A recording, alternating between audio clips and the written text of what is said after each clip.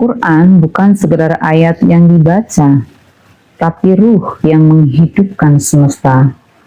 Di atas langit tulisan ada cahaya yang lebih kodim dari ruang, waktu, dan materi, tersimpan di Lauh Mahfuz, bukan di kertas, bukan di tinta.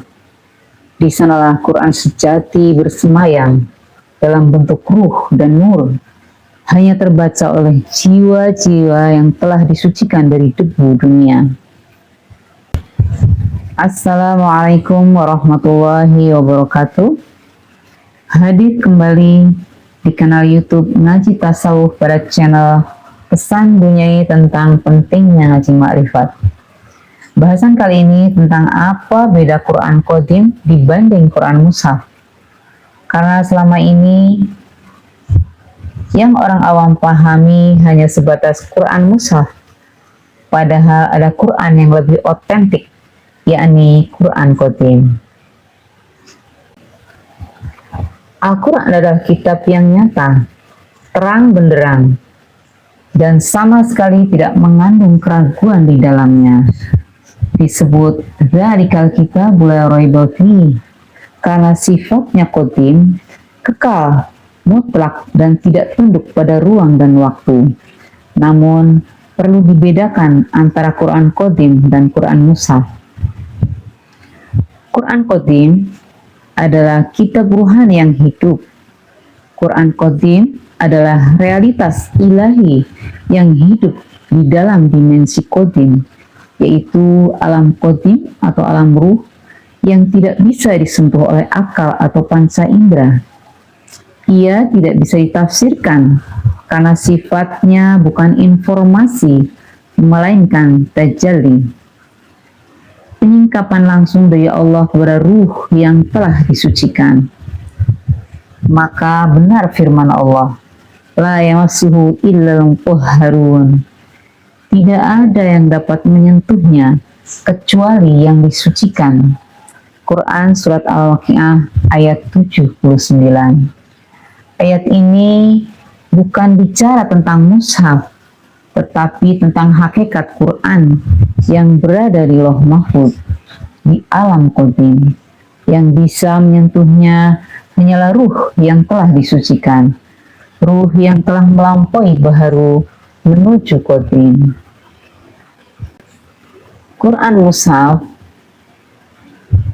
bayangan di alam baharu, yakni Quran yang kita baca dalam bentuk mushaf, huruf dan suara, itu adalah tajalli dari Quran Qadim di alam baharu. Karena ia telah turun ke dimensi ruang dan waktu, maka ia menjadi mutasabihat, penuh makna simbolik, isyarat, dan memerlukan tafsir. Quran Mushaf menjadi syarat penafsiran karena manusia di alam baharu tidak memiliki alat untuk menangkap dimensi Qadim, kecuali melalui simbol dan kata. Disinilah muncul tafsir, pendapat, dan perbedaan penafsiran. Titik pertemuan atau konversi di persimpangan gelombang rohani. Bagi pelaku disiplin Qadim, mereka yang berjalan dalam sistem suluk dan penyucian ruh, ada satu momen yang disebut titik konversi, yaitu pertemuan antara Quran baharu dan Quran Qadim. Dalam istilah ruhani, ini disebut di persimpangan gelombang delta, ketika kesadaran manusia telah menembus batas akal dan ruhnya mulai tersambung dengan dimensi Qadim. Pada saat itu, ayat-ayat mushaf berubah menjadi ayat-ayat hidup.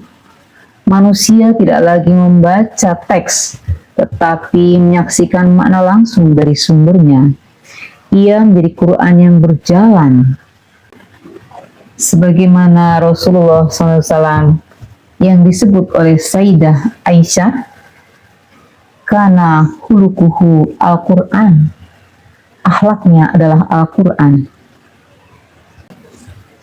Sumber distorsi hilangnya Qadim dari dunia baharu, karena manusia hanya membaca Quran sebagai teks tanpa perbandingan Qadim di dalam dirinya.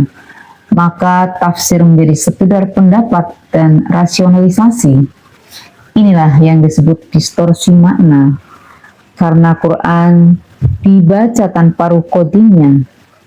Padahal Al-Quran hanya bisa dipahami secara hakiki oleh mereka yang hidup dalam sistem wasilah ruhani yang menyambungkan antara baharu dan qadim. Maka memahami Quran tidak cukup dengan akal, bahasa, atau ilmu pengetahuan. Quran hanya bisa dihidupi dengan mensucikan ruh hingga ia dapat menyentuh realitas qadimnya. Inilah jalan para rasul dan pewarisnya, menjadi Quran yang hidup, bukan sekedar membaca teks, tetapi membawa cahaya Allah di bumi. Pemirsa dimanapun berada, demikian yang dapat kami sampaikan. Mohon maaf sekiranya banyak hal yang kurang berkenan dalam penyampaian kami. Seakhiri, ilahi anta maksudi wa ridho kamatubi. Wassalamualaikum warahmatullahi wabarakatuh.